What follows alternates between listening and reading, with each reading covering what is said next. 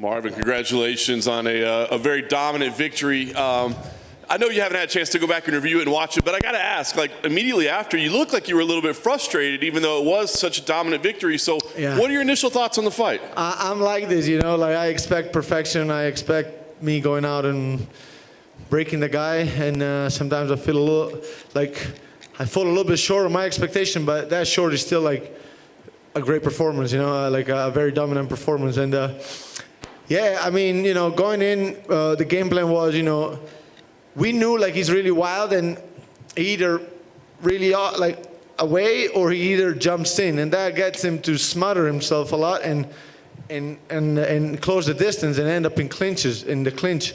And I was like, man, like, you know, if it does do that, then there's not much of a point for me to get off the clinch and risk like short elbows, and because he throws those kind of things when I have such an advantage in the wrestling. So that would happen really. You know, I was going out, I was feeling comfortable staying in there, and then he just throwing himself in. And it's like this: if you want to smother yourself and you throw yourself at me, I'm gonna wrestle because I have good wrestling, you know. And I mean, at the end of the day, I'm here to win, and I'm here to, you know, I'm the most versatile fighter. I can do everything. So it just, you give it to me, I'll take it. Yeah. You know, obviously there were a lot of questions surrounding him after his last performance, but I mean, he was all business in there. I did hear him talking to you a little bit in there, but I mean, he was serious, he was aggressive, he was throwing. I mean, was he what you expected, or did he surprise you? Yeah, no, I knew he was. You know what? Like, I was a little bit. I did not expect him to be that solid. I thought he would have faded out, and I knew I had him kind of hurt between second and third. He was staying on the stool a little bit, like even at the doctor, he kind of said, like the doctor kept asking me, can you see me? Like, yeah, I can see, but he wasn't too sure of it. But then he kept going, and he kind of regathered himself. He definitely had more sense of urgency. He learned that from his last fight. He wasn't fucking around that much, and but man, I'm a beast in the ground too. And I mean, on my corner there's a Hall of Famer jiu-jitsu practitioner. I have to, you know, I have to show up and do great just because he's in my corner almost, you know. Thank you, Hamula, for being here, and in general, you know, all the coaches here. So yeah, I kind of feel like I could have, you know, I wanted to show more of my striking, but at the end of the day, there's the thing about me. I'm versatile, and I can do it all. So you give it to me, I'll take it. Yeah. I know you're such a perfectionist and you're hard on yourself, but do you take more satisfaction that, I mean, that was a guy that showed up serious, clearly. You know what I mean? Like you said, there was no playing around in there, and you dominated him. Does that make you feel a little more satisfaction? Yeah, you know, I want to go back and watch the fights. I want to see how he played out and why things went some kind of way more than others. But yeah, man, I mean, for sure. I mean, he was game today. He was more game. He wasn't fucking around. There wasn't much talking. I knew everybody. I said it before. Like, oh, are you worried about him talking? I said there won't be much talking in our fight. And he just started talking on the fifth, and that's when I realized he's talking because he knows he's losing. And so, you know, whenever somebody approaches the fight some kind of way, and then there is a switch in him, something's wrong for the guy. You realize something's going wrong for the guy. So. Yeah, you know, he was way more game than his last fight, and it's good. At the end of the day, 50-44, you know, it's as dominant as he can be. Yeah. Last thing for me, you know what's going to be the talk is who deserves, you know, the title shot next and all that. I mean, there's a big middleweight fight next week. You know, Costa's out there still wanting a rematch. I'm sure Till will say something when he's healthy. But I guess while you've got the chance, I mean, make the case. Why is it you that deserves to be the next in line for the title? 5-win streak. Accepting anybody at any time, always showing up, always making weight, never complaining about nothing, and I just show up and I just beat these guys very dominantly. Like I leave no doubt. The last fight that I had with Adesanya was the closest fight that he's ever had, and on my eyes, he still won it. And that fight has to be made again.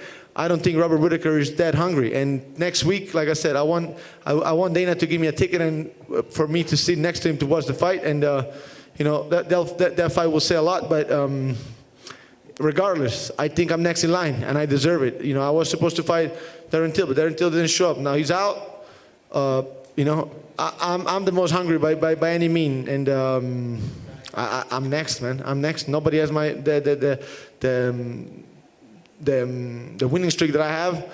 all my opponents have been solid, and I'm next. Marvin, when would you like to fight Israel? October. Is there any preference? Or September, this fall, you know. Yeah. Is that with the world opening up and with crowds and stuff like that? Is there any place in particular you'd like to fight him, or man, Italy, bro? If that could ever happen in Italy, that'd be a dream come true. Absolutely insane. The first ever Italian to bring the UFC to Italy, fighting for the title. That's out of. It's insane if that could come to fruition.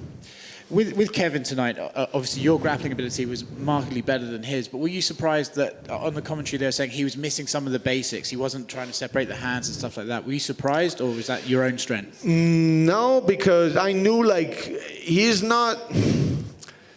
Like, he thinks strikes more than technique in there. He thinks to just create openings to strike, to cut you, to get you clean with shots.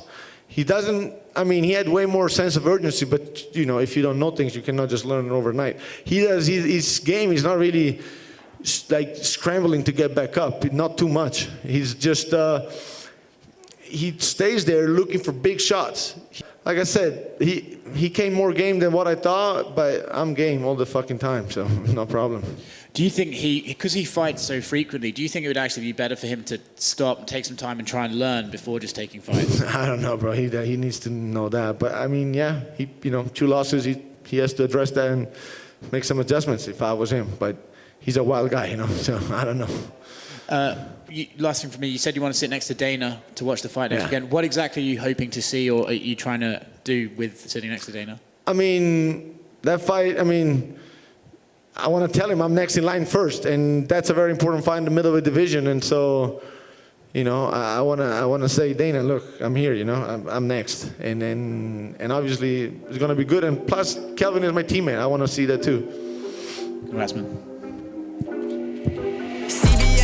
Never say I've been on my grind for 7 days. Need a race, swear to God I'll never be the same. TBH, TBH, yeah, CBA. Never say I've been on my grind for 7 days. Need a race, swear to God I'll never be the same. TBH, TBH, yeah. I pull up walking on these haters. If you wanna talk, then call me later. Goddamn, I've been on my grind just like a skater. Hop up on the mic, yeah, I'm creative. Catch a vibe.